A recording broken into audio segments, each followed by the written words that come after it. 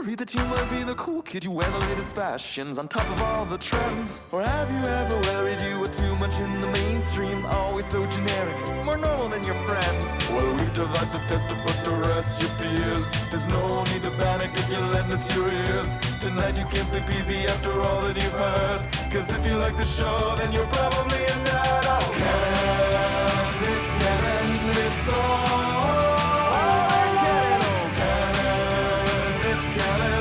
Tyler, Phil, and Boris. Oh, Canon, it's all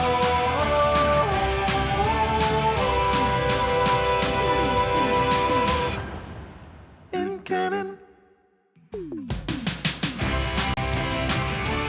It's Monday, and you know what that means. It's time for a new episode of the It's Canon Podcast, the podcast where we talk about all things geek, the podcast where we talk about all things TV shows, movies, video games. Basically, if it exists in this world, we will talk about it because it's all in canon. We're your hosts. I'm Boris. And this week, we've got a full house. I'm joined by Phil. Hello, everybody. We are back. We are back. We have one more person to bring. Exactly. We do have one more person. Back is Tyler. No, that can't be true. No, not here. Obviously a mistake. By popular demand. Or any demand at all. Someone's demand. I don't know. I don't even know where I'm going with that. But Tyler, how's it going? It has been a weird one. For those who might have not seen, my province was on fire, and then it flooded, and now it's okay. Kind of, maybe. You know, I laugh at this stuff. Just we basically turned... It's ludicrous where we're at in the world. Like last week, Ontario, downtown and surrounding areas, shit show, absolute shit show. New York looked like it was freaking Blade Runner 2049. It was absolutely unreal. So we just like our fireworks.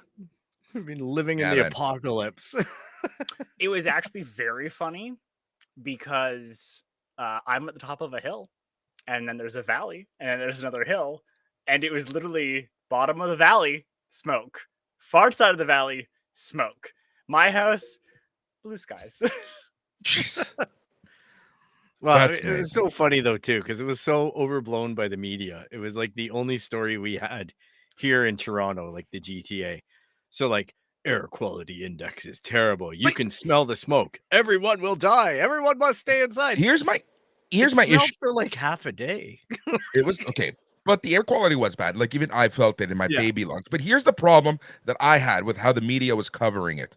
It's bad because of fires. But let's not look into why all of this is going on. Let's not look into why it's actually bad. Let's not offer up any solutions, but you know, let's get Smokey the Bear out there again. You know, only you can prevent forest fires. Let's not look into the warmest winter in history, the driest spring in history. Yep. The fact that agriculture is being informed they're going to be able to grow figs, oranges, and olives here because we don't really have winter anymore. None of that can have anything to do with the fires. Nah, none of that. None of that. Nah. That's beside the point, Tyler. We get fruits, tropical fruits. I mean, I am growing a fig. we just don't know how to brush the underbrush of the forest. Gosh. Sorry. I mean, it was crazy big, too. Like, just... That's what she said. Yeah. It's crazy stuff. I hope everybody out there is safe.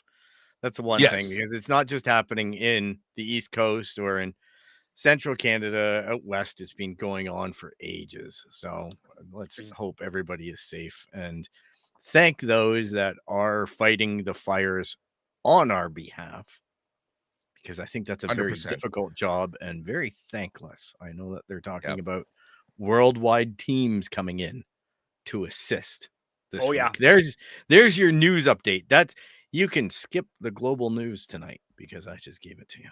Yeah, that's pretty much it.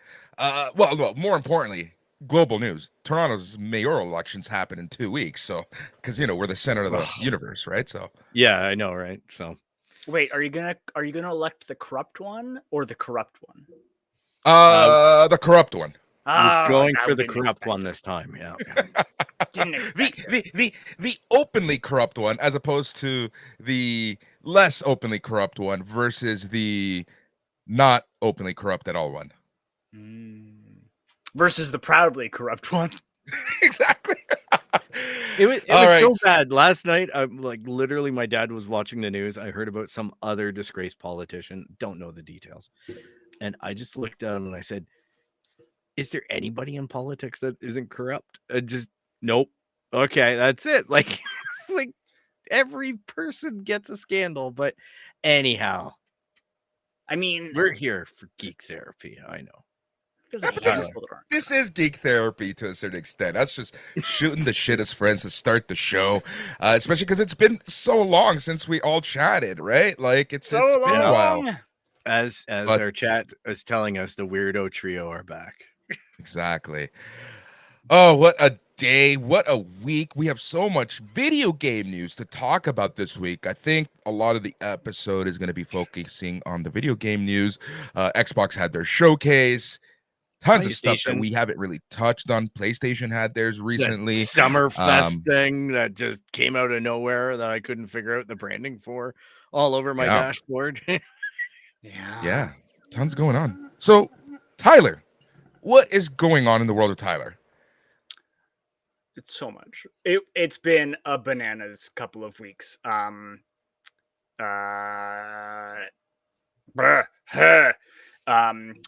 One of my biggest clients has been like it's a tabletop game company, got in a fight with Graham Linehan and is now banned from at least one of the biggest tabletop conventions in the UK. So a pile of my royalties have disappeared. I got voluntold/appointed to be the community liaison for Annapolis Valley Pride, which is why I missed last week, because I've been having a lot of meetings with people who are very serious and important. And I'm just like, hey, can you give me some money? Hey, can you help out with security? And between all that, I've been playing a lot of Tears of the Kingdom, because that's a fantastic game. Yeah, it's really good. Even though it's not a sequel. Bill, he doesn't get it. He doesn't get the game. I had to confess last week with poor Alex in the chat. Oh no. That I bought the game. I got hyped up about the game, and I realized after playing the intro to the game that and playing it for a little bit, I have to retry it. But this game is not for me. It's too open. It's too it's just not my game. I feel like it's just like he doesn't even know where to start with the game or what to do with the game. I feel like it's an accomplishment. I'm not dogging on the game. I'm not saying it's a bad game. It's just not a game for me. Like, I'm just finding out that I'm like, you know what? I need a little more story. I need a little more constructed of a world, but I do like the open aspect of it. But it's a little too open. It's a little bit too pick your direction and you can go and you don't have to do this. But, you know, Alex tried explaining it to me. Boris tried explaining it to me. I get it in concept. It's just not fun for me to do. I get more anxiety about it than I do enjoyment.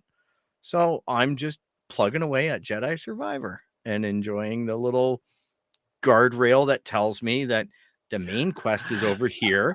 You can do this if you want. I didn't decide to learn how to fish because I'm not interested in fishing in Star Wars. I'm interested in killing stormtroopers in Star Wars. So, you know, it's just knowing what you like, right? And playing to your audience. And this game right now is a misfit for me. It's not forever. I'm glad I bought it. I'm glad I bought a physical copy of it because at least I can move it along a lot easier than, you know, you can't move along a digital copy of it. And, you know, for someone else to enjoy if it ends up not being the game. But I remembered that for the one before it, I had the same problems. Every time I'd go online, there's somebody going, oh no, you need this sword. And to get that sword, you have to go here. And then you have to do this. And then you have to talk to this guy. And then you need to go over there. And I'm just like, I'm so overwhelmed right now because I'm not, like, aside from playing the original Zelda or watching my friend play it on his NES, I haven't put my time into Zelda at all. So it's a very overwhelming franchise from a newbie's perspective. That's all. That's my take on it for me. Doesn't have to be everybody's take. Are you enjoying it, Tyler? I am. And Good. I would say, I think I enjoy it the reasons you don't. It is like the ultimate ADHD game. Because, and I have to give it to their designers, of if you're just willing to just vibe with it and accepting that, like, I mean, there's a plot there, but it is the bare bonesiest plot with good world building, which is a weird combo. Mm-hmm. But it's like, it's not really a sequel to the previous one. Like, not really. Like, it is, but not really. A bunch of stuff's just gone. And it's nice to be able to pick it up, and you'll get something done in 10 minutes. Kind of no matter what. But yeah, if you want to sit down and play like an hour or two, I found it's insufferable for that. I find that the way I'm playing Jedi Survivor, and that's sitting really well with me, is I go until like a minimum play would probably be about 10 to 15 minutes until you hit the next meditation spot. And then a longer grind might be I hit 3 or 4 meditation spots. You know what I mean? But then I finish all the puzzles. I do all the stuff. And I'm just tired. And then maybe I have to go onto YouTube to figure out something that I've been staring at for the past 20 minutes and just like falling to my death or whatever. And yeah, I'm enjoying that game a lot more than like just as much as Fallen Order, I guess, which is fine. You know, it's yeah. I want to hear more about what you're doing. So you're playing the new Zelda. What else? Oh, what else? I also I had a breakthrough, and I've just decided I'm allowed to put like weird indie games and like simulation games on easy mode. I've just decided I'm allowed to do that now. I didn't for years, but I'm too old. I'm too old. This is yes, so funny. And to be fair, like I still play EU4. Like I still play other games, but sometimes I get a game and I always start on normal and I figure it out. But at some point I'm just like, oh, okay. I understand. I don't care enough to keep putting that much effort in. There we go. I was literally showing my friend Lydia yesterday. She dropped by and she wanted to see the game. Like she was like, oh, you have Diablo 2 on PS5. And I'm like, yeah, I got thrown in on something. So she's like, that was the last video game I played. And I'm like, okay. And she goes, what does it look like now? And I go through and I create the game really quick. And she's like commenting on the fact that I chose the easiest mode. And I'm like, I'm old now. When I play a game, I play it to play it. I don't want to sit here and have to figure out the timing of a parry. And you know what I mean? Like, not that you do that in Diablo, but particular Jedi Survivor. I play it on story mode. I don't care. I just want to go and slash crap up. And I don't want to have a Dark Souls experience in Star Wars. Like, it's that simple. It's so funny that you say that, Phil, because we were talking about this last week, right? The whole, we just want to enjoy the video game for the video game. Sometimes video games can be a little too overcomplicated, a little too difficult. You just want to play the game, have fun, because video games are supposed to be fun. Remember that. Yeah. And, you know, I've debated it. Just going into story mode for some games, but I just can't put myself there. But I'm like a step away from doing it. And I was having this conversation with friends over the weekend, and it's happening more and more and more where people don't want to like put hours into a game for absolutely no reason. They want to play the game to enjoy it. They have limited time now because of families and real life and other stuff. So they just want to play the game, and the fastest, best way to do that, and that 1 or 2 hours they have before bed is to put it on story mode or the easiest mode or whatever that is. You paid a lot of money for that game. You want to experience it. You don't want it to sit there for 3 weeks while you figure out how to parry that attack from that monster. It's no fun. So I have to ask, at what point is this show going to be rebranded the Geriatric Geek Podcast? I mean, I thought that was 8 years ago. I mean, you know, jump in for a second. I will say, and it's just me being weird about like liking to see what the intention was. I always start the game on whatever the recommended is, whether it's normal or I think I'm on the second hardest for Survivor, I think, and I'm enjoying it. But I will say, I also hate when like the easy mode is not properly balanced, because there's some games easy mode is just like, okay. Survivor is easy. Press X. Yeah. No, and that is a little bit of a irritant. But I just know with certain titles, I'm gonna do it. Like even with Last of Us and whatnot, I always games like that. Especially, it was funny because showing Lydia the intro for Last of Us, the first game on the PS5 version, she was like pretty impressed with it and finally understood why we were talking about it so much on the show, especially with the season from HBO. But she's like, you don't like horror, Phil, so why the hell would you play this game? And I'm like, because this is like the pinnacle of game storytelling.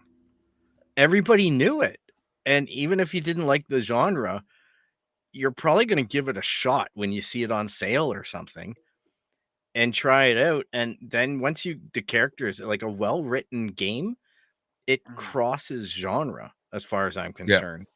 Because then you're just compelled by the characters or the writing or the story, whatever the element is that's attracted you has just got its hold on you. And that's a great place to be as a game designer when, I make horror games, but really they're games about people.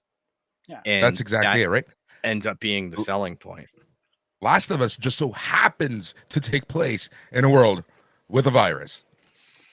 A virus, and then it's actually about how much people, instead of at all organizing to deal with the virus as a collective, the government just militarizes and cracks down on freedoms, and then a bunch of people form increasingly extreme splinter groups of society.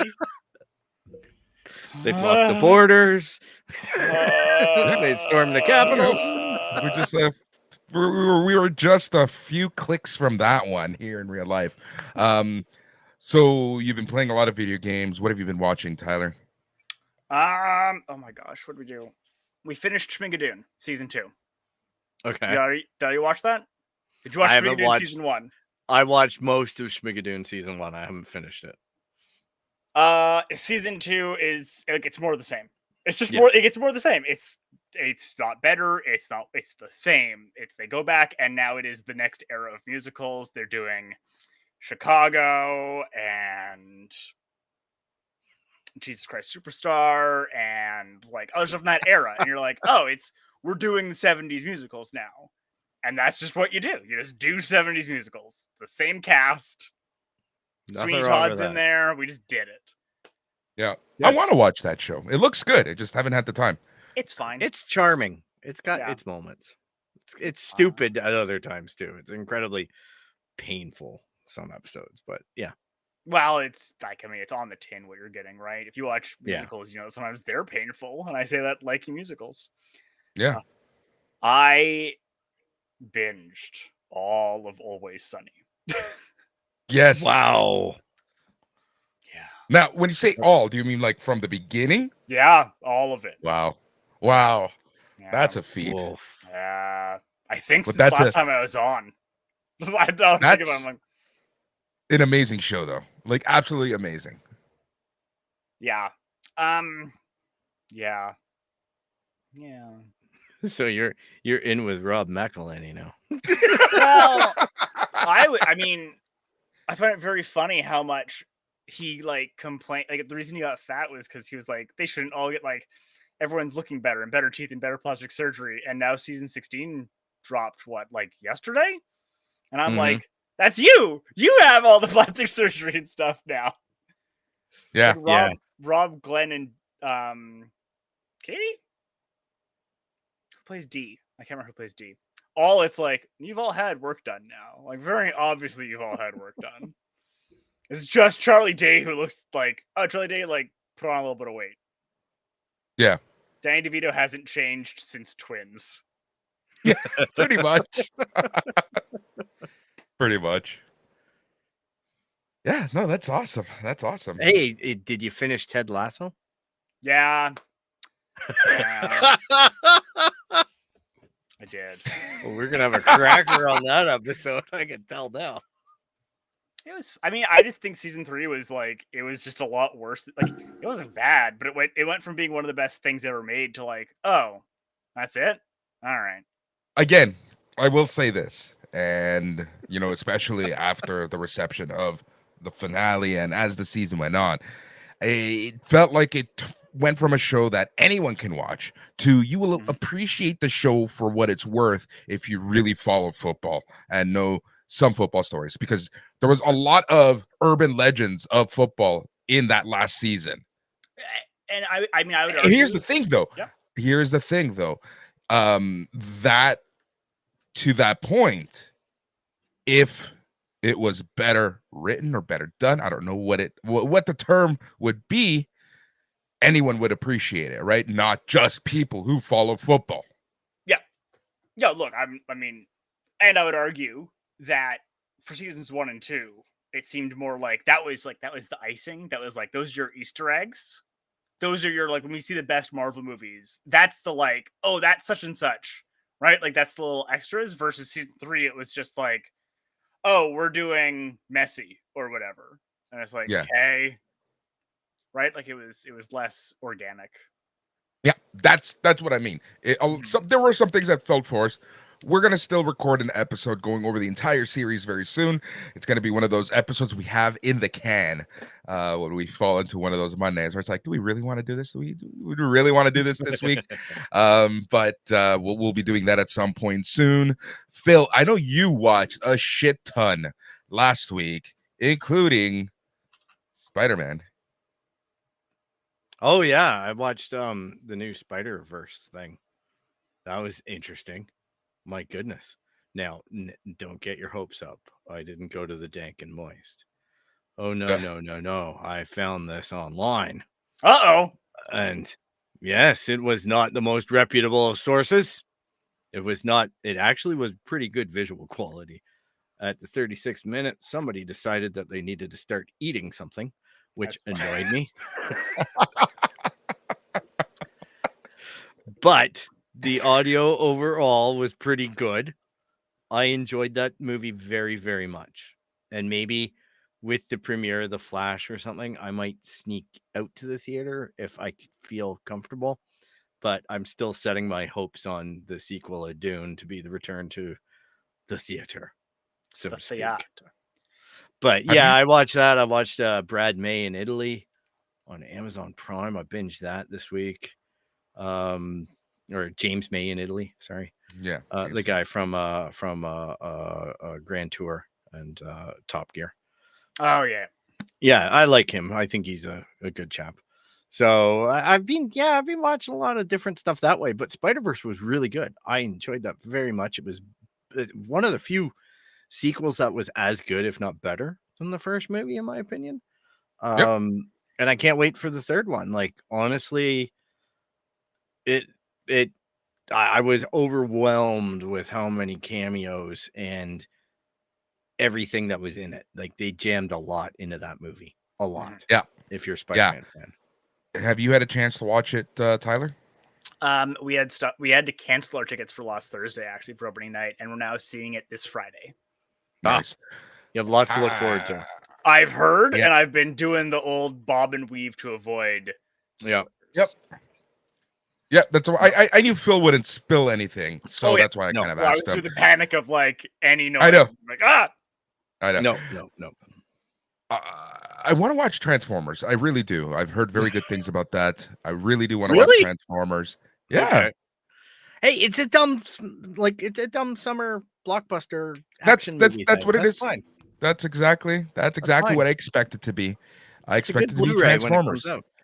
Yeah. But I am going to be watching The Flash this week, seeing how I don't even know why. Fuck. The DC universe, just everything about DC, from their comics to everything. Like, there are times that DC, whether it be the comic books, TV, like even I love how I'm just jumping back and forth because this bothers me so much. Even their animated movies suck now. I can't watch their animated movies. Remember how good their animated movies used to be, Tyler? I mean, and so someone pointed something out to me for the DC animated movies that has ruined all of them for me. Oh, here we go. Uh-oh. Well, it's the backgrounds aren't there.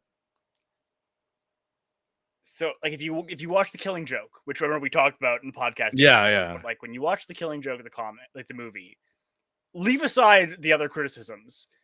Like in the comic, every desk has stuff on it and things, and in the movie, it just doesn't.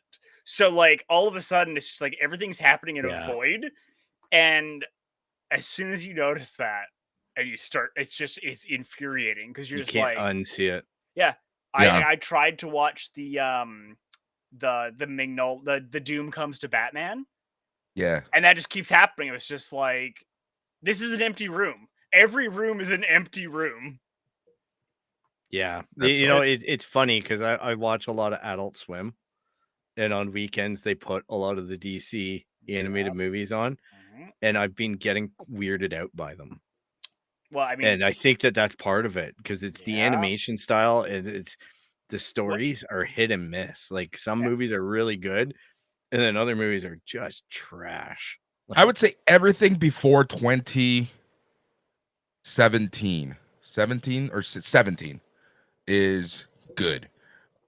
Honestly, Killing Joke was the beginning of the end. Yeah, that was pretty bad. And everything after that, I'm like very, very selective in what I watch. They just haven't been good. The Superman one was really good. I forget what that one was called. There was a Superman one that came out a few years ago that was a lot of fun. But all the Batman ones, haven't been able to watch them. They've been so bad. Just so bad. So bad. DC, come on. You're killing me. WB Discovery, come on. You're killing me. And then reading online, cancel them. Just take them offline. Write-offs. Don't even. I know we were talking about that last week about the whole tax write-off and how that's ultimately screwing the writers and the whole name change from HBO Max to Max, and how a huge reason for that is because the contracts are HBO contracts. Which is, I mean, this is a separate thing that, like, a lawyer friend of mine, he kind of pointed out that if we let stuff like this keep happening, it's going to result in some it results in some insane things as a result. For example, of like, oh, we just don't owe you royalties because we created a shell corporation and sold that with all rights. And it's like, cool. This is ludicrous. Yeah. But I always thought, because like even like my contracts for stuff is this entity and any entity based off of this entity. Yeah. Is that just like missing? Is that language missing from these contracts or negotiations or what? Well, I mean, partly is Disney and a couple other big corporations have asserted that they don't have to buy the obligations with anything. Which, I mean, I'm trying to simplify, which is it is a legal theory. It is a one that if you allow it to continue has bananas rights. And this is the same issue that resulted in a lot of people not getting royalties for MCU or DC movies for ages, right? Well, we didn't buy the obligations when we bought the assets. And that's weird. Part of it is, you're right, Canada has a little bit stronger rights on that, and part of that is how we deal with moral rights. And part of it is, this is how Alan Dean Foster got screwed out of Star Wars money. Not similar, but not quite. Yeah, but in principle, like of buying the property and not the obligations. Yeah, that really stood out. Yeah, oof. Yeah, and here's the thing that scares me, right? We're seeing this heavily talked, well, not even heavily talked about, like in certain circles, they're talking about this with the writer strike, right? And for anyone who may have gotten lost, because I know we kind of just jumped from topic to topic, specifically, when a few weeks ago when we were talking about this new writer strike, one of the key things was about royalties and streaming royalties. And there's been a lot of chatter that the reason why WB Discovery changed their streaming platform from HBO Max to just Max was because they wouldn't have to pay writers residuals and royalties, et cetera, with that name change. So we're just talking about like the entity that is, and what is like, what does that legally mean? Mm-hmm. And it might be a little more, like, I don't know the specifics on this. It might be a little bit more complicated in that, like, their clause, like their contract might include a clause that's something along the lines of like, we'll pay you X rate for anything on HBO. With the idea being like HBO is their paid service, right? Of HBO is the paid cable channels. And if we put it on other platforms, we'll pay at this other rate. And then they might be claiming this is a new platform, right? Because, and roughly that contract is not uncommon in television, right? Of you'll get X royalties on initial airing. And then when it goes into, oh my God, what is it called? Syndication. Syndication, thank you. When it goes into syndication, you get this lower rate. And they might be arguing that this is akin to, it's in syndication now. Which, I still think it's scummy. It's just... Well, to me, it's like this, right? I have a little bit of a problem with it in that separation, because I go, all right, in the past, maybe corporations were guilty of like these entertainment corporations were guilty of, okay, CBS has a show. It's on their main network. Then they decide, you know what? We're going to put this show now. We're going to move it to a different night, and we're going to put it up against a different, other corporation, other entertainment corp show. But we're also going to move it to CBS too. Yep. So therefore, now we're on to a different rate. We're doing this. We're creating that entity. We're renegotiating this contract, or, reclassifying this. But it's like scummy as crap to sit there and take the subscriber base that's on HBO Max and then rename it to Max and say, oh, hey, it's different now. No, it's not. It's the same people paying for the same service, going to the same place for something that just had the name changed. They're not even. I don't understand. In this case, when we're talking about legal entities, sorry, Tyler, and it's this, as a subscriber, if my subscription just naturally goes into Max, then it's the same thing. I can answer this. Okay. You're right. It is the same thing. And the court might even agree with you. What the difference is they have made just enough of a legal difference that they can get past what's called your first hearing. So basically, anytime someone wants to sue someone, they get to do like their first instance. And the other person can just be like, dismiss this. It's not a case. Right? If I went to the court and I'm like, I'm suing Phil, and they go, why are you suing Phil? And I'm going to go, because ice cream is too cold. I'm allowed to file that because, they can't make a decision in advance. But then the judge goes, get out of here. This isn't a case. This is like, it's dismissed. And, that's a lot easier to do. That's a lot cheaper. And what they've done here, my argument would be, is that they've changed it just enough that a judge could not do it in summary judgment. Right? Because you're right. If it was, we're just paying you less. We just decided to pay you less. It's still HBO. We just paid you less. Yeah, you can go to a judge and be like, this is absurd. He's just breaking the contract. And the judge is more able to go, yeah, he's just breaking the contract. He's just going to pay you now. But as soon as you have like enough of a difference, a judge is going to feel like they can't or shouldn't make that determination without at least hearing the arguments. And this is long been a legal strategy. Of even if you're going to lose, you just like, but you have to fight me on it. And all of a sudden the writers or whoever has to sue. And has to be able to afford to go through the lawsuit. And everybody has to pay. Exactly. And the problem is, a lot of these lawsuits take so much time that it's just not worth it for you, Phil, and Tyler, and Boris to actually go through with this without the backing of someone, and no one's going to back that lawsuit. Well, and I mean, that's a separate other thing of people be allowed to back other lawsuits? Because it's not easy to, like, you're not... Not super allowed to do that in a lot of places on Earth. Yeah. I think the best way to bring this down to, like, if anyone's having trouble understanding it, would be, I have a personal friend who's a police officer, and their outlook on certain things is, I know that they probably didn't do this, but because of their attitude, I'm going to write them the ticket because now it inconveniences them. Right? It's like they're guilty of the base thing, but I'm going to say that they flip their high beams on, warning other traffic, which is against the law. The judge is going to kick it out, but I'm going to write them the ticket just to annoy them. So they have to appear to a judge and take time out of their day, or even hire counsel, or whatever the situation is. It's not necessarily, it's all in, karma and things like that, in like this very limited use case. But I've heard it said by police officers before. And I'm like, yeah, it's kind of like the court system where everybody just goes, we all know it's going to cost time and money, but here's the dance. Let's dance.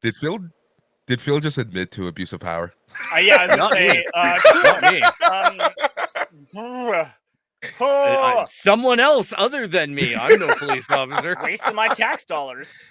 Yep. Wasting my tax dollars with nonsense cases. Yep. Oh, this is what I love when the three of us are on. All right, let's, from one greedy ass motherfucking company to another greedy ass. Oh, we're gonna be cut off by the company soon. Let us talk. Got him. This is live, guys. I'm sorry for everybody who's not a video game geek, but yeah, that was Bobby Kotick, the CEO of Activision Blizzard, who's just he's almost a cartoon villain. Just read any coverage. Yeah. He has turned full evil. Yeah. Apple Vision Pro. Let's talk about this for a second. Oh my goodness. At length about VR and the fad that is VR.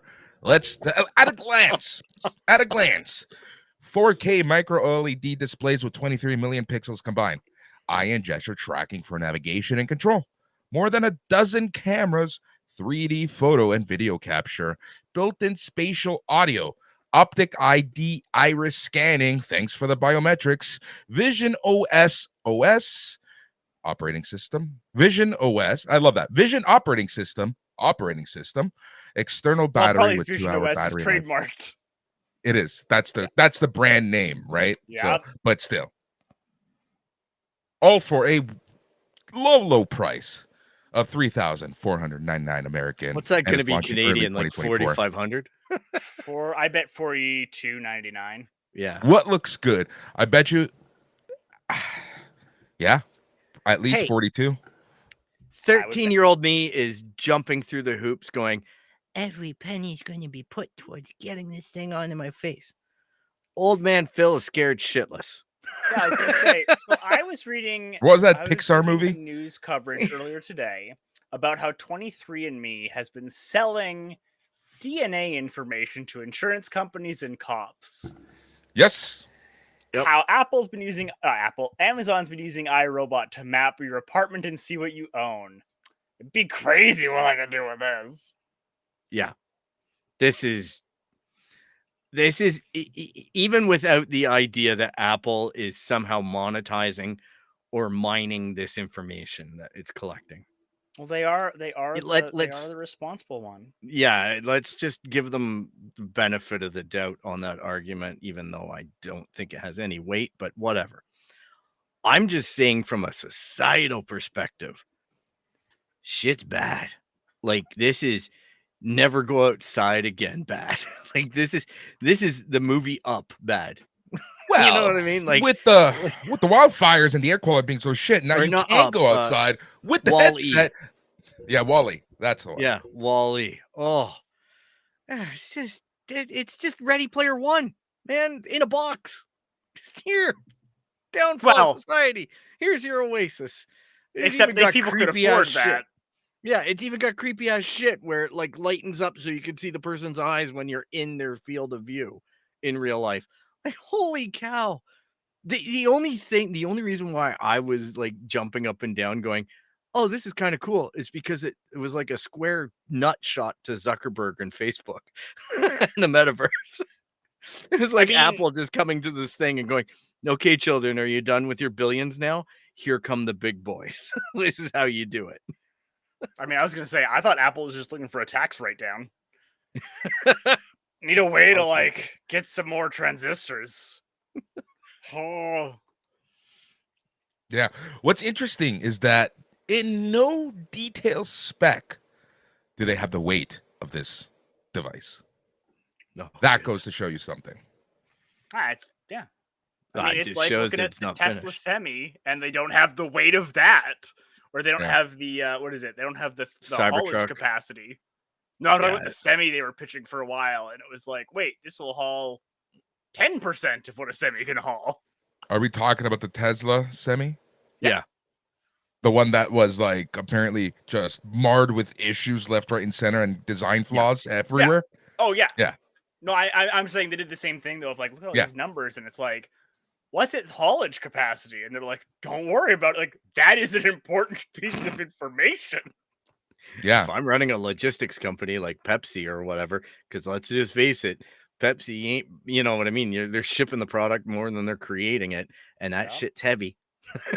Okay. I mean, honestly, I think it's garbage. I think it's Google Glass. I think it's like, it has a strong possibility. Wearable, was it TikTok or Snap? No, the Snapchat wearable goggles glasses stuff. Yeah, Google had them, Snapchat had them. Okay, but this literally segues into my question, and Tyler, this is a question for you. It's Apple has been able to take technology that so many other companies have made, other companies haven't been able to make popular, and Apple being Apple have been able to get the consumers behind some of their products. We look at MP3 players, they were able to just monopolize that section. Tablets, they were able to monopolize the tablet space. Let's not even go into phones, because that's a personal kick in the ass for me.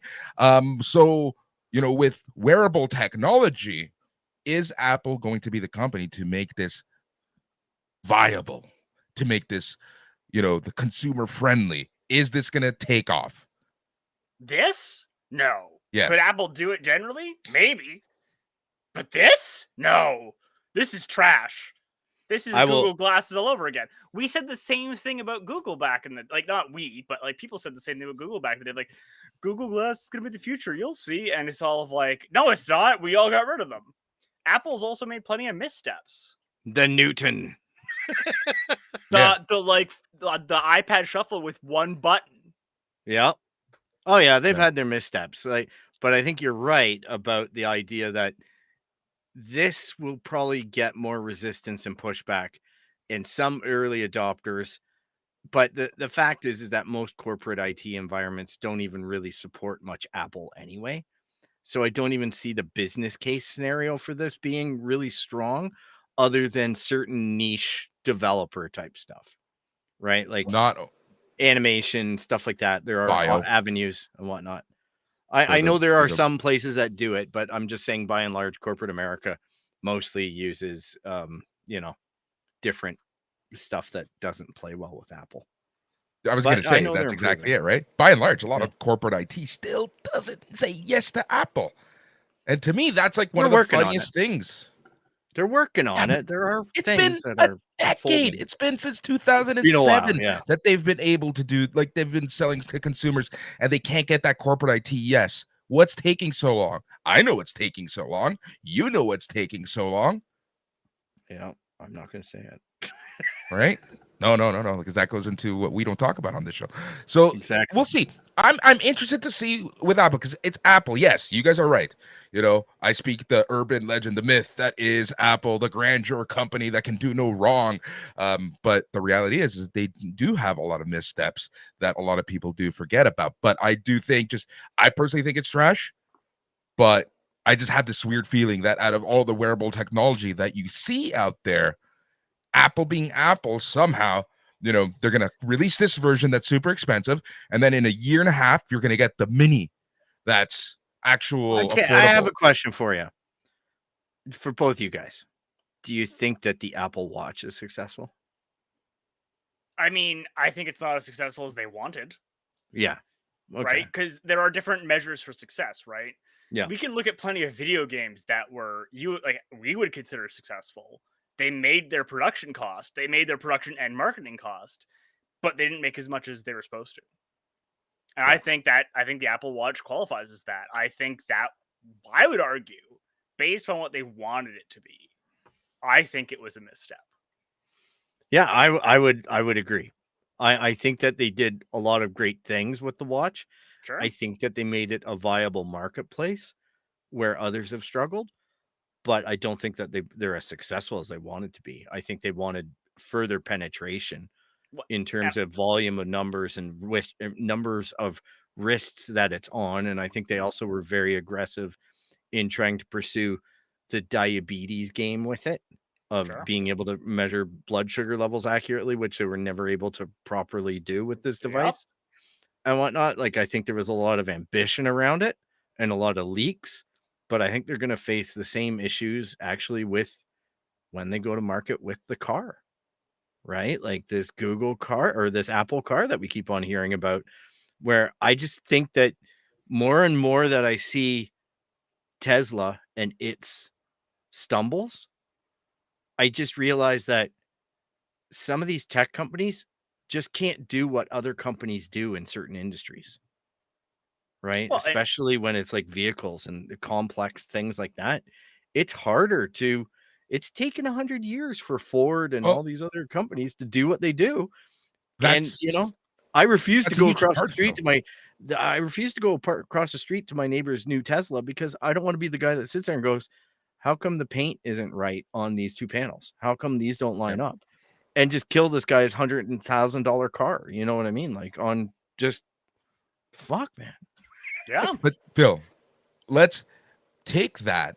No, like, let's take that thought and go into the video games. Remember when Sony and Microsoft went into the video game space? It's like no one wanted to initially trust them, right? It took years for them to get that consumer trust because everyone trusted the Nintendos, the Segas. Well, not really Sega, but you know what I mean, right? They also bought a lot of companies. Yes, that's exactly it. So now let's move that same thought. And we're talking 100 years of confidence that people has in the Ford, in, you know, and those American companies, right? So I do think that from a consumer level, it is going to take a lot more for them to, quote unquote, trust an Apple or a Google or even a Tesla to a certain extent, right? Apple has oh, sorry, go. Going back to the Apple Watch. So again, don't know what the market is in terms of actual numbers, but in terms of market share, they have 43% of the market share of wearable watches. But what is their real competition? That's right? Exactly it, right? Fitbit and then it fragments. Yeah. Right. I'm like, you're comparing with Fitbit, which half of their wearables are like, it doesn't even do half of what the Apple Watch does. You know what their competition is? The previous version of that Apple Watch. Actually, you know what I would argue the competition is? Cell phones. Yeah. We don't, like, the watch does not actually add that much more. Like, that's no, the issue, and you know what? If I'm going to wear a watch, I'm going to wear a watch that doesn't need to be charged every day. And doesn't, like, I mean... Right? It's hard enough charging the phone every day. And remembering to do that. And looks cooler. Yep. Right? Like, I mean, that was my biggest thing with the Apple Watch, right? Is the iPod, like the first one, and then the iPhone looked cool. Yeah. And this looks like almost like in a little kid's game when you break something and it's just two of the smaller thing. It just looks like they took an iPhone and it was like, yeah, here's half an iPhone. Yeah. Yep. I agree. It looks, and well, to me, I'd much rather go and spend my money on a Fitbit, but I'm an Android guy.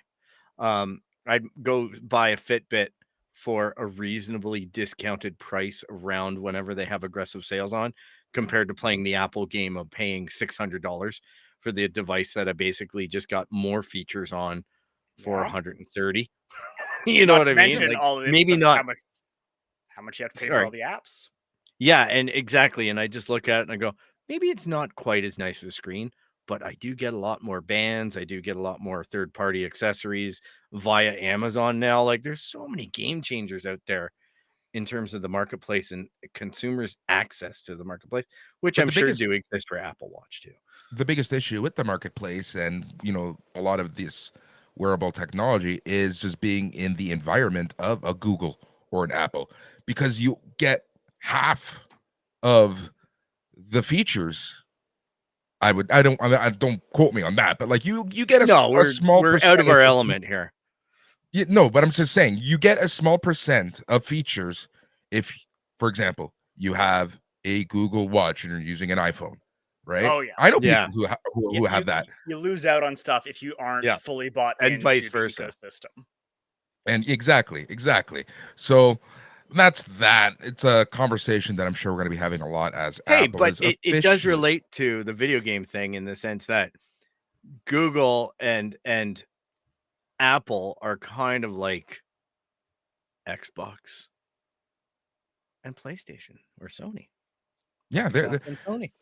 They're disruptors, and they're in various marketplaces. And it's funny, right? Because like we've seen, well, Apple hasn't really stepped into the video game world, but we've seen what Google has tried to do. So speaking of video games and the marketplace, GameStop has fired their CEO, Matt Furlong. The company announced as part of its first quarter 2023 earnings on Wednesday, no immediate replacement. The board chairman, Ryan Cohen, has been appointed executive chairman, the company said in a short release about Furlong's firing. Cohen, who founded the e-commerce site Chewy, has invested in a number of meme stocks, including GameStop, Bed Bath & Beyond, blah, blah, blah, blah, blah, blah, blah. So more change in the world of GameStop. Bed Bath & Beyond, they're doing super well. Well, no, there was a time where Bed Bath & Beyond like jumped a ton that a lot of people made big money on, including Ryan Cohen. He's like the patron saint of the super stonk crowd. Yeah. Oh God. Right? Like that's what he is. He's like one of their patron saints. If you go check out the super stonk, or I can't remember what the GameStop subreddit for the holders of that is called now, but they are weirdly obsessed. So here's a question. We've talked about this, but it's been a very long time since we talked about this. So it's kind of funny because like a lot of analysts think that it was Furlong's just hard on with NFTs that was like the final writing on the wall.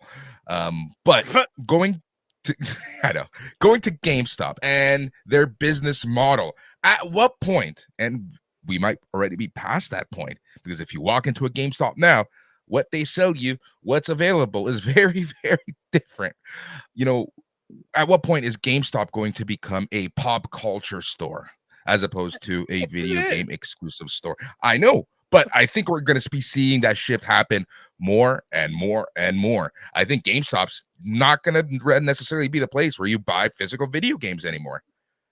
I disagree on that count. I think 100% you're going to be able to keep doing it, but I think that it'll be. You know what you'll be able to buy? You'll be able to buy the coupon for the digital version of the game. No, I don't think you're right in that one. I think it's gonna be a lot like a lot of comic book stores, where comic book stores, a lot of them, like you both know, their rent isn't paid by comics usually. Their rent is paid by Magic. Yep. But they can't get rid of the comics because part of it is that's your lodestone, that's your touchstone. And I think that you're right, Boris, that they're already these catch-all pop culture stores. And I don't think the margins on video games aren't great, but they never have been. And I think that part of it is they just know that, a new Legend of Zelda game or a new whatever gets people in the store, and some of them buy other stuff. Yeah, and especially with the timed releases, right? Like the Legend of Zelda cases and everything like that. That's literally how many times, Phil, do you walk in to GameStop, pick up a video game, and you walk out with 10 Funko Pops or whatever?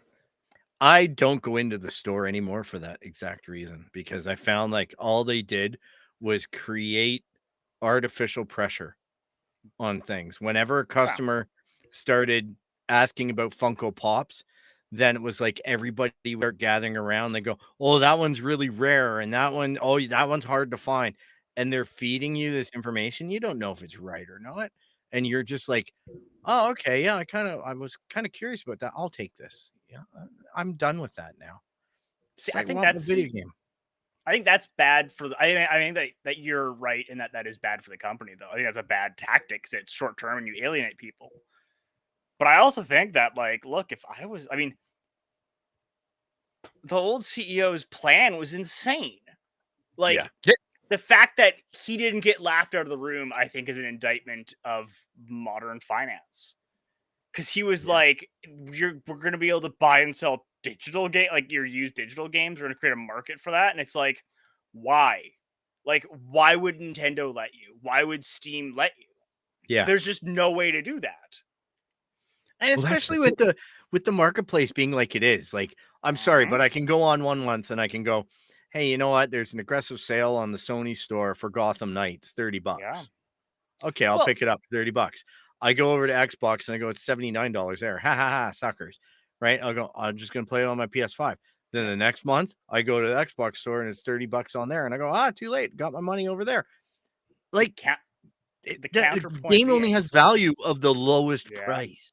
The other side being that back catalog, that's part of the value add for your PS Plus or your Xbox Live. And, you know, the third part being like EA especially, and some of the other like Nintendo and some of the bigger companies, like as soon as they open that, even if they were somehow they got along more, they kill their own sales. Because like how many of us bought Mass Effect again? Yeah. How many times have we each bought in Mass Effect? Yeah. Like, or another game that's like right? Because like I first had it for the Xbox 360, and I don't have an Xbox 360 anymore, but I still want to play Mass Effect. So when Mass Effect 3 came out, I rebought it for PS because that's what I was playing at the time, and they just got released at once, right? Right, and if you can 2 or 3 buy and sell digital games. I even bought the Legendary Edition with the patch. Exactly, right? I'm shocked that the video game companies, Nintendo, Sony, Microsoft, don't somehow try to get rid of a GameStop and those type of they've been working on it. Like, if you want to have fun, just read Mark Rain's rants on it as CEO of Epic Mega Games. Like, I also would argue part of it is they want to keep around a GameStop. They want to keep GameStop around, not because they like GameStop, but because they need to be there to be someone who prevents the only company they're negotiating with being Walmart. Yeah, Walmart and Amazon. No, but like, Walmart and Amazon. Because if you think keep about a GameStop, And I just thought of this. You get rid of the mom and pop shops, because even Microplay, I considered Microplay a mom and pop shop. And as soon as GameStop came around, they were done. Hey, I still got one in town. I was gonna say, I think there's 6 left, and they're not all owned by the same people anymore, which is weird. No, like our GameStop by one guy, and our GameStop is a beacon of retro gaming. It is a retro gaming mecca.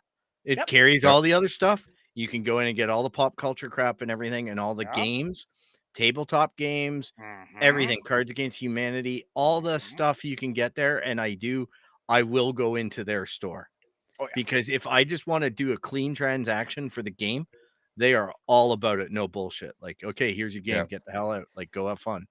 Come back. Let us know. Bring it back, because they're buying it back. Like, here's the thing, right? I recently sold my Xbox Series S to a friend, and he said to me, well, how much do you want for it? I go, well, how about $150? And he goes, that's pretty good. And I'm like, well, that's how much I'd want to get at EB if I was getting, which is GameStop, on a good trade into something. But I know that when I looked at the receipt, I'd probably only get $50 for that console in reality if I just went cash. And I'm like, their business model was just inflate. Like, keep you buy back the used game for $2, resell it for $20, And that's what they had to do, right? Yeah. It's like, I mean, I would argue what I think they should do is they should go the Forbidden Planet route, right? Like Forbidden Planet is a sizable company and their touchstone is comics. But like if you're EB Games, you have this pre-existing logistics chain. You already have people coming, like, why are you not stocking comics? Why are you not stocking manga? yeah. They did get into Lego for a little bit. Yeah. And into action figures because I was getting a lot of Hasbro Black Series action figures there. Well, they still have a bunch of them. But I think I don't do it. I think a big part of it is they are like, because of the carrying, how much the debt the company as a whole is carrying, and how much they're getting a lot of investor attention and a lot of both meme investor attention and a lot of like market makers are paying attention.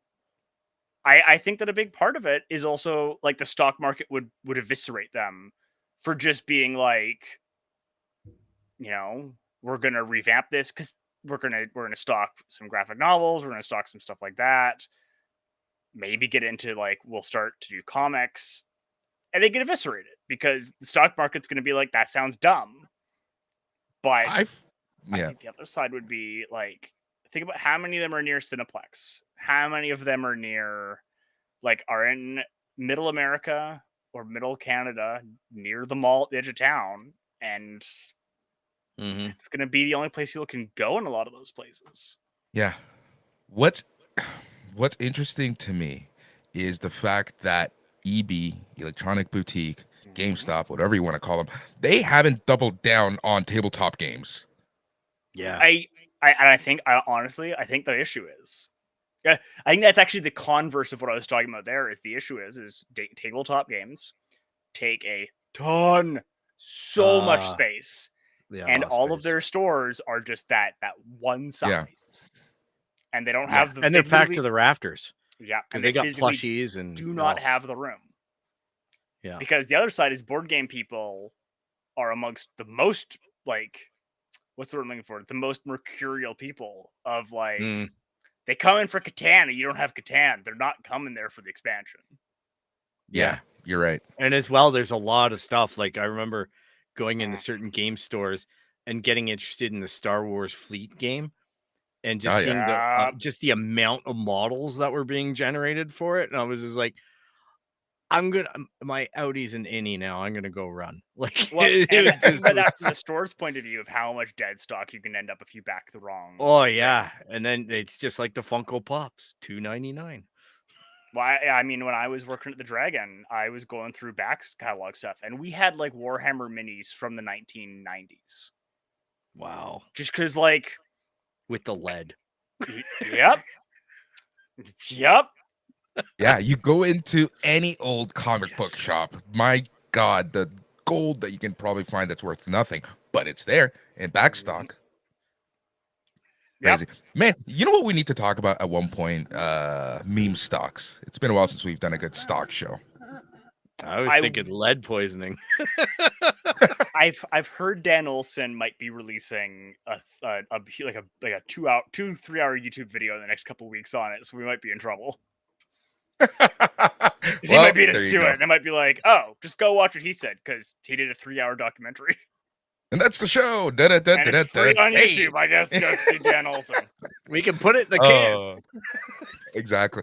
All right, so let's talk about the Xbox showcase because we love to not make fun, but Sony has been ahead of the game, it seems, right? With these showcases and Nintendo as well. And you knew that it was going to come, but it happened this past weekend. And oh my God, was a lot announced. Phil, when you sent that list, like I knew of a lot of those games, but it didn't actually click just how many games are going to be released in the next little bit. Well, that list, October. That list is the end of the year, and it's for everybody. Like it's for Sony, it's for Xbox. Yeah, and there's a lot. Look at what was just released. We had Street Fighter 6. Tears of the Kingdom, we had Star Wars, we had Diablo 4, like the amount of fucking games that have been released. Final Fantasy 16 coming later this month. That's this week. That's this week. DLC. Oh. So let's talk about what was the major announcements from the Xbox showcase. And I think the big one, at least for me, was Fable. Fable. Oh, I was right. I was doing a joke. It was Fable. I was doing a joke. I didn't expect that. Why? I don't know. That was gonna be Starfield or something. I have zero connection with Starfield. Well, it's being telegraphed. Like, I don't know why It does look cool. they needed it. It looks fun, but Yeah. I don't know why they needed to drop a trailer for it when they were doing an hour-long showcase for it afterwards. You know what I mean? Like, I'm just like, what the heck is going on? Why are we talking about Starfield already? What's funny Ugh. is, so I knew this was going on, right? But I was so busy on Sunday. Sundays is the radio show day. So I only see social media, right? Like, and very little of social media. So when I saw a random picture, I didn't know what it was, but like, that looks like the IT crowd's Richard Ayoud. And I'm like, Yeah. oh shit, it is. And I'm like, oh shit, it's Fable. Oh shit, it's a game. Oh shit, the trailer's out. Like all these different emotions and like light bulbs came off. I will say this, all right, that the PlayStation showcase, I got excited for it. I texted Boris with some excitement after it. And then the world saw it. The world came in with judgment and went, too many games that are cross-platform, not exclusive to Sony, and too many trailers that just showed trailer stuff and no actual gameplay. I kind of walked away from Xbox's one, the same thing. I'm sorry, but the Fable thing was a trailer. It had no gameplay. Oh, 100%. Yeah. Like, I have no idea other than, okay, Fable's back, other than, okay, my car company is making Fable, and they made a really good trailer, which I'm still not convinced because Playground Games is not known for making this type of game. Sure. Could be awesome, or it could be a train wreck. I still have no clue. The only thing I will give is I would argue a trailer is more appropriate for a game like Fable than some other games. Fair. Solely because so much of Fable is that tone. Yes. Yeah. Right. And they got it. They did get the tone right. But the biggest takeaway that I had for the showcase overall was that a lot of the cool stuff was cross-platform anyway. Yeah. Like, it's going to be on both consoles. And the exclusive stuff is still pinned with dates that don't have dates. You know what I mean? Like, it's coming 2024? Almost question mark? You know what I mean? Like, it's just like they kept on telegraphing that Forza Motorsport 7 or whatever they're calling it, right? The next motorsport game was going to be out spring this year. Then they moved it to summer. Now it's October 10th. Like, this thing's being moved 4 times. And you know, it's Microsoft. They moved Halo Infinite 1 billion times. They moved Starfield already 1 billion times. Like, nothing's for sure, right? Like, I love I'm when just Old like, Man Phil comes out. nothing's for sure. It's just, No, it's hard to get excited about these events other than there's lots of base and lots of people talking that are making promises that they will not stand beside when the crap hits the fans with the gamer crowd on social media when they come forward. Yeah. I'd argue we did get one promise that I can almost guarantee will be fulfilled. A CD Projekt Red, probably. No. I can promise that Don't Ubisoft even talk about will, that because in I have a joke fact- about that. I'm doing a joke. I'm doing a joke about it. I can guarantee Ubisoft is gonna deliver us a Star Wars game that is just Assassin's Creed. It's just Assassin's Creed with Star Wars. I just And look, watched. I watched Star the Wars gameplay. I watched the gameplay trailer today that they and you're right. I'm just like, this might be the first Star Wars game I don't want to play. I mean, it's a stealth game, but it's a space, guys. I was about to say, I'll probably get it when it gets marked down a bit because I don't mind the Assassin's Creed games. Like, there's a loop there that I'm fine with if it's not Valhalla size. Because the problem with Valhalla was just like, oh, I have to do a minimum of 40 hours to understand what's going on. No, thank you. Yeah, I'm too old. No, with this Outlaws game, I'm not upset that it's a female protagonist. I'm not upset about all this other crap that the internet seems to be rebelling against.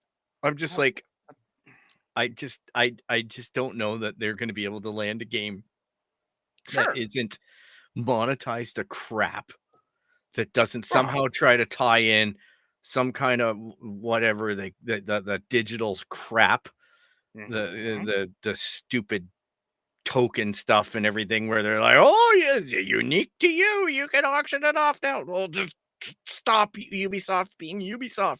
Like, you're ruining video games. I'm really happy that you got your hands on Star Wars. I'm really happy that you're trying something, but it just, it went from a trailer that maybe had potential to a gameplay trailer that looked to me like, yeah, this isn't going to be for me. Are they trying something, though? They're just doing Assassin's Creed again. They only make 2 games now, I think. It's Assassin's Creed in space. Yeah. to add on to Assassin's Creed, but guns. And laser swords somewhere. Right? Like, no, they do 3 games because they do the Anno series. Oh, yes. Which it's like me and 4 other people play. Oh. I'm like, yes, I will optimize trade routes. Doing my trade routes. Oh my goodness. We're such old men. Bill, gotta make Far Cry. What is the definition of insanity? Or one of the definitions? One of the doing the same thing over and over again, trying to and expecting a different outcome. Cyberpunk 2077 Phantom Liberty gets a trailer and a release date. I mean, let's talk about the other part they talked about, which is the patch. Yes. Yeah. Because, I mean, everyone who's played it has said, like, they just remade the game. They just redid everything. They redid skills entirely. They've redone a bunch of how, like, models are made. They redid multiple people's, like, entire rigging. That is, even if you didn't like it, like, that's a classy move to have that as part of the free update with the DLC. Well, I feel like they had to, right? Like, they kind of had to do something major as a mea culpa. I mean, if you look at the sales numbers and you look at general audience attitude, most people already think they did. Like, more people, especially fans of the game, are more pissed. This is the only DLC. Yeah. Yeah. The number of people who are super excited, who are like gung-ho about Idris Elba, who are gung-ho about some of like the quest design stuff they've done. I if you look at the sales numbers, I don't understand why anyone would be upset. I'm gonna buy it. I'm looking forward to it. I'm looking forward to jumping into that game and giving it the good, the good run from the first get-go. The issue is it's a meme. It became a meme. It became a joke, and people just remember it as that. They don't take a step back and actually see what the company has done, what the company is selling, how good the game actually is. It became a meme, and everyone made fun of it in mid to late 2020 when it came out. And I agree with you, Phil. I'm actually, Alex, you're listening. Give me the fucking game back, because I mean, I don't know if you're. I think you're wrong on this one, because the other side is then Edge Runners came out and taught an entire generation how to feel again. Right? Like, do you remember like how many memes of people were like, "Wait, I can kill Adam Smasher in Cyberpunk 2077. I will buy the game for that alone."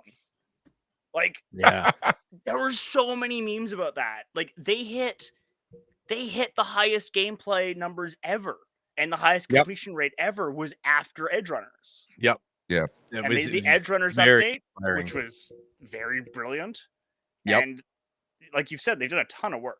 Like, I still do we know what the completion percentage is on Cyberpunk 2077? As I keep talking, so that Tyler can quickly. I know my friend Mike. He's finished it like 5 or 6 times. I know someone who finished it 3 times. I finished it once. That's like 50% of the people who bought it right there and actually kept it. I have it on both systems.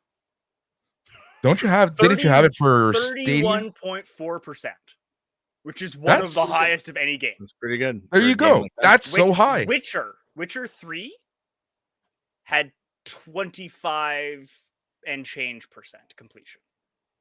There you see. There you go. Point proven, Tyler. Your point is proven 100% right there. Like just on that fact alone. Yeah. For Xbox alone, 26% of the people have completed the main storyline. There you go. And for comparison, again, this is across all Xbox. Witcher 3 is at 15%. I have it for Xbox and PlayStation, so I don't know which one. I just can't with that game. Avowed, Obsidian's fantasy RPG, Avowed, coming out next year. Coming to Game Pass, Xbox Series X, S in sometime 2024. Sure. Question mark. Maybe. Why not? The 1 terabyte Xbox Series S is coming out September 1st. A little late, but better late than never. Is it? I mean, 1 terabyte still seems pretty small for like this late in the game. Yeah, but it's better than the what's PlayStation 5? 12 it comes with. Terabyte? 884 PlayStation 5. I think after all the shit, right? 5 is a terabyte, but I think you can add another 1 or 2 with a little bit of work, which is not great. Like, I know I'm not comparing apples to apples there. I was just like, I think it's a terabyte. Hey, they're both expandable. You can expand the PS5 with a more over-the-counter price appropriate, but apparently Western Digital are bringing out cards for the Xboxes. Yep. So there are options. They're not fun. We talked about Starfield already. South of Midnight was revealed. This looks interesting, actually. Yeah. From Compulsion Games, South of Midnight, blah, blah, blah, blah, blah. Ubisoft Star Wars. No, Ubisoft Assassin Wars. Star Assassin. Star Assassin. Creed Star Assassin Wars. Creed. There was another one that looked like, Forza Motorsport. Yay. October. Didn't show any. Clockwork Revolution. Clockwork Revolution, a new game from Ainzile. Coming out. I love this. This is my favorite quote. And I'm using air quotes for those of you listening to the podcast version. If you are listening to the podcast version, you should catch it on YouTube. And we're live each and every single Monday. And that's in due time. In due time, yes. Not even going to try to put a date on it. Of course not. And I don't blame them for doing that. But it's hard to walk away from these events going, oh man, got the money burned in a hole in my pocket. No, the games that list of the end of this year are games that were telegraphed to us. You know what I mean? Like it's just a big Christmas dump, right? Of hype. And we're gonna get the pockets of this industry is getting so cyclical, it's nauseating. But hey, a game I'm actually looking forward to is Payday 3. I like those games. They made it look like an action game instead of a more toned down heist game. It would be interesting to see actual gameplay. I really liked the Payday 2, but I felt done. I feel like I'm done with that kind of game. I felt done with that game just with all the heists in GTA 5. See, that's fair because I didn't have an online crew for GTA 5 and I did for Payday. Oh, I did for GTA 5 and I got tired. Life imitating art. Fallout 76 Atlantic City expansion is coming soon. Capcom's Path of the Goddess. It's always weird to me. I always forget that Capcom actually makes other games that's not Street Fighter and Resident Evil. Well, they also have to make that. They have to do other games built the character list for like that Capcom v SNK. Is this the one with the guy naked on the beach? Yes. Okay. They completely ripped off Devil May Cry's opening when they relaunched Devil May Cry a while ago. And they had the guy naked. Is it a ripoff or an homage? Yeah, I know, right? And it's just like the crab walking, and I'm just like, yeah, they did the same thing in Devil May Cry. And I'm like, you already made that joke, guys, and you just made a trailer about that joke. Like, wow. Yeah. Still Wakes exploring an abandoned oil rig. That kind of sounds like that game that just got remade, Deep Space. What was that called? Oh yeah, But Deep in an Space. oil Dead rig. Space. Dead Dead Space. Space. Yeah. But in an oil rig. Dead Space oil rig. There's so Dead- much. Dead rig Deep. space oil. Deep Dead Space oil rig. Ooh, Deep Dead sounds like a very different thing. That sounds like Deep Dead- something you don't want your mortician doing. I remember what the word Oh, your was ex-wife. eventually. Heyo. Oh no. Out of everything, what game are you looking forward to the most by the end of the year, Phil? Out of that showcase? Out of everything that we know, any system, not necessarily the Xbox showcase. Okay, well, we've been talking about this list, so I better actually just let our listeners know. Oh my god, this list. Yeah. So this list that I found from somebody on Twitter. First one coming out in September. I'm not going to say all the dates, but Starfield, then Fae Farm, then Mortal Kombat 1, Lives, what is it? Lives of P, Payday 3, Cyberpunk Phantom Liberty, Forza That's all September. Motorsport. Now we're in October. And we're into October. Assassin's Creed Mirage, Lords of the Fallen, Alan Wake 2, and Spider-Man 2. Oh, out of that list, I think I'm probably most excited. It's going to be a toss-up between, for me personally, because I play a lot of Forza. I'm curious to try Motorsport instead of doing Horizon, but I think my money's going to be on Spider-Man 2, followed by honorable mention to Cyberpunk.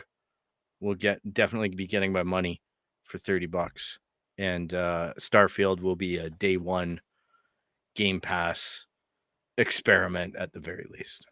I'm hoping it's good, but I'm going to be there for the popcorn.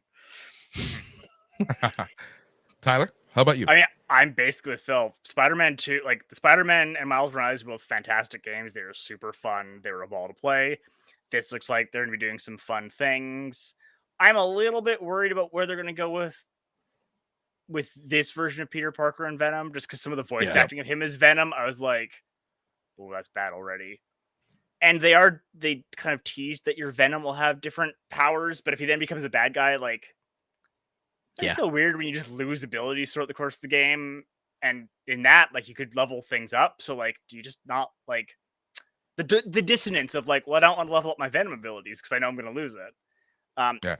Hopefully it's one of those cases where they do something where you just get all the experience points or attribute points back, and you can reshuffle your whatever when you wear the other suit. Yeah, maybe. Or maybe, I mean, I think it'd be really clever and fun if they do like a quickened version of like the Venom story arc, or like a truncated one, and have him go, hero to villain to anti-hero via Eddie Brock, and not have him be like, it doesn't need to be good by the end. Like, I'm not saying have him be a good. Yeah, it can be pulpy. Like, I mean, even like they ally against a greater threat. You could even just do like what they did from the first Venom movie. If he's like, well, I don't like that one more, because then you'd have 3 Spider-Mans, and then you'd be able to keep, like, that'd be fun too.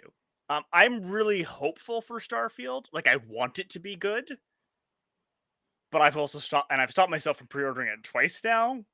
But like, because I want it to be good, and I am not convinced it is, but I want it to be good. It's gonna be No Man's Sky. Like, honestly, from the gameplay trailer, it looks like a little bit better of a collective No Man's Sky on launch. Like, No Man's Sky was pretty bad on launch, but they made it into a good game. But this is looking like they're trying to make it into the No Man's Sky clone, but even more ambitious. So, and if they do that, I'll be really pissed and disappointed. I got a little bit more of kind of what the promise of Andromeda was supposed to be, which might be why I'm hopeful. Right? Because unlike No Man's Sky, they suggested there are a lot of like actual NPCs with actual personalities instead of a bajillion procedurally generated. right? Like Well, I'm think of all the AI that's what I mean, tools like available. an improved stuff. Yeah, that's what I mean, though. An improved No Man's Sky, right? Like, no, but I'm saying I want there to be an actual plot. Like I hope it is Yeah. more Andromeda yeah, with a Fair. little bit of No Man's Sky. Like I'd be fine with like, oh, there's a bunch of these planets out there, like the thousands of planets. Like a bunch of them are just like these are procedurally generated. It's where you go to mine or to like. These are PvE combat zones that are procedurally generated in your new procedure. Like that'd be fine if there's also like a good story in there, which is what they've kind of been alluding to, and it is Bethesda.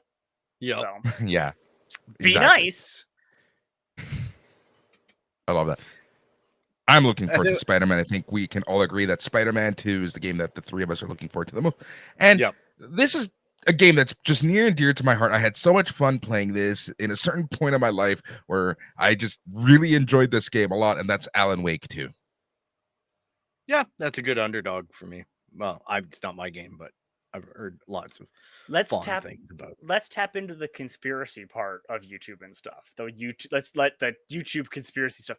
Do you think it will continue to build on the rumor that it and Control are the same universe? Because one of the Control DLCs is very Alan Wake heavy. Yeah. I can see that. Honestly, maybe they're just going to lean into it at this point. Well, that's what I'm wondering, right? Right? It would make sense for them to lean into it, in my opinion. You know, I'm with you. Give these online detectives, these gamer detectives, some credibility, and they'll be happy, and they'll continue to buy the series. The series is. So, yeah. So we'll see. So much video games. But you know what you have to do, Phil. Yeah, I'm getting close to old man pee time. Anyhow, I know what this time it is. It's that time to tell you where you can track us down on the web at www.itscanonpodcast.com. You can look us up on Instagram, Twitter, and Facebook at It's Canon Podcast. You can email us at show@itscanonpodcast.com. You can basically find us anywhere where you find podcasts. You can even find us here on YouTube at It's Canon Podcast. And as well, we're on patreon.com/SNME Radio. If you want to check out some wrestling stuff with some good people that we are affiliated with. If you like the show, please jump on the YouTubes, jump onto your socials, leave a comment, let us know that you've enjoyed it, ask a question, tell your friends, and thank you so much for spending your time with us here today and whenever in the multiverse you are listening or watching us on the It's Canon Podcast. Oh, thank you so much for that, Phil. Thanks everyone for listening to the It's Canon Podcast, the show where we talk about all things geek, as we talk about all things comic books, video games, TV, movies, etc., etc. And the best part of it all is that it's all in canon. He's Phil. I'm Tyler. He's Phil. I should be Tyler. He's Phil. He's Tyler. You know what the problem is? I'm so used to just saying he and then I'm, because Tyler hasn't been around as much. Yep. So he's Phil. I'm Boris. He's Tyler. Oh, not right now. I am Spartacus. Bye, everyone. Thanks for listening. I hate you too. Both of you sometimes. No, I am Spartacus.